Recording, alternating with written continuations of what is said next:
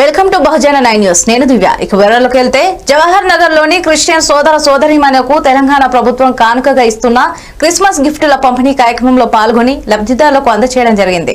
దేశంలో అన్ని మతాలకు గౌరవిస్తూ ప్రతి మతస్థులకు వారి వారి పండుగలకు నూతన బట్టలను ఇస్తున్న ఏకైక ముఖ్యమంత్రి మన కేసీఆర్.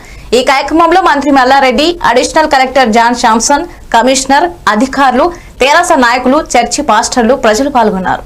గారికి అలాగే కమిషనర్ గారికి, డిప్యూటీ మేయర్ గారికి, కార్పొరేటర్స్ కి, కోఆప్షన్ మెంబర్స్ కి, పాస్టర్స్ కి, ప్రెస్ మిత్రులకి, క్రైస్తవ సోదర సోదరమణులకు అందరికీ నా హృదయపూర్వక నమస్కారాలు.